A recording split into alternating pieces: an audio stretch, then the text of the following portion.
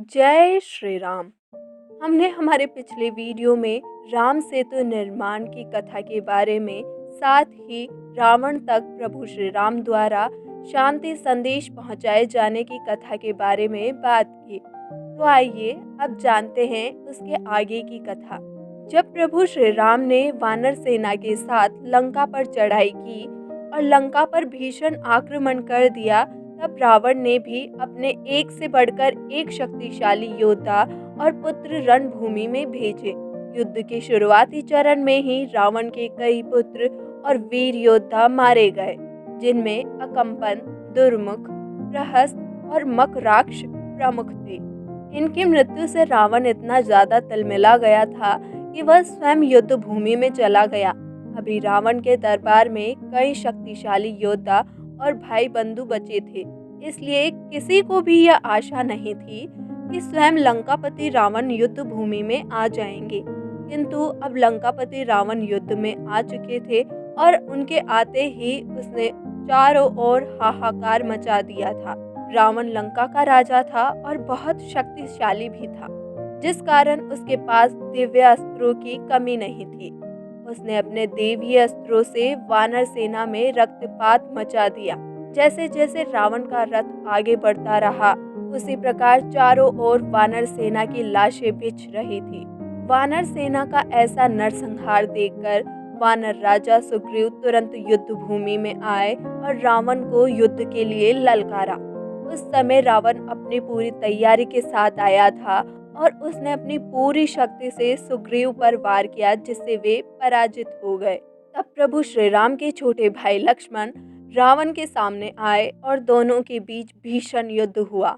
रावण ने लक्ष्मण के बाणों को अपने दिव्य बाणों से आसानी से काट दिया। यह देखकर वानर सेना में हताशा छाने लगी थी। रावण ने अपने बाण से लक्ष्मण को मूर्छित कर दिया था और उसका वध करने लगे। तभी हनुमान जी ने बीच में आकर लक्ष्मण की प्राण रक्षा की थी। हनुमान अत्यधिक क्रोध में थे। वह रावण से युद्ध करने लगे और उन्होंने अपना शरीर विशालकाय कर लिया और जोर से रावण पर अपनी गदा का प्रहार किया। किंतु रावण ने हनुमान की गदा का प्रहार भी सह लिया। यह देखकर हनुमान और अधिक क्रोधित हो गए और उससे गदा युद्ध करने लगे। युद्ध भूमि में रावण के द्वारा मचाए जा रहे नरसंहार और सुग्रीव और लक्ष्मण की रावण के हाथों हुई पराजय की सूचना तुरंत प्रभु श्री राम के पास पहुंचा दी गई। सूचना पाते ही प्रभु श्री राम अपने धनुष बाण के साथ युद्ध भूमि की ओर दौड़ पड़े। अपने बीच प्रभु श्री राम को देखकर वानर सेना में साहस लौट पाया। प्रभु श्री राम वायु की तेज गति के साथ युद्ध भूमि में पहुंचे और रावण को युद्ध के लिए ललकारा। अपने सामने प्रभु श्री राम को देखकर रावण और हनुमान ने युद्ध करना छोड़ दिया। हनुमान जी पीछे हट गए। रावण ने गदा छोड़कर अपने धनुष बाण उठा लिए। जब प्रभु श्री राम और रावण आमने सामने थे, सभी देवता आकाश से इस युद्ध को देख रहे थे। दोनों ओर से लगातार दिव्य अस्त्रों का प्रयोग किया जा रहा था, लेकिन श्री राम ने एक एक करके रावण के सभी दिव्य अस्त्र समाप्त कर दिए। अपने दिव्य अस्त्रों को समाप्त होता देखकर रावण भयभीत हो गया। तब प्रभु श्री राम ने रावण के रथ का पहिया तोड़ा और उसे लज्जित किया। जब रावण अपने धनुष पर तीर चढ़ा रहा था, तब श्री राम ने तेज गति से तीर चलाकर उसके धनुष बाण को तोड़ डाला। रावण ने युद्ध के लिए अपने खड्ग उठाई, लेकिन प्रभु श्री राम ने वह भी तोड़ डाली। प्रभु श्री राम के द्वारा रावण के रथ का विजय ध्वज गिरा दिया गया। अब रावण के पास सभी अस्त्र समाप्त हो चुके थे और उसके धनुष बाण और खड्ग भी टूट चुके थे। वह अपने वध की प्रतीक्षा कर रहा था। संपूर्ण राक्षस और वानर सेना इसी प्रतीक्षा में थी कि अब प्रभु श्री राम अपने अगले बाण से रावण का अंत कर देंगे और युद्ध समाप्त हो जाएगा। किंतु प्रभु श्री राम ने रावण का वध नहीं करने का निर्णय लिया। उन्होंने युद्ध भूमि के बीच में लंका नरेश रावण का अपमान किया और बताया कि धर्म के अनुसार शत्रु पर निहत्थे वार नहीं करना चाहिए। इसलिए उन्होंने रावण को अगले दिन फिर से अपने अस्त्रों के साथ आने को कहा। रावण उस समय लंका नहीं जाना चाहता था।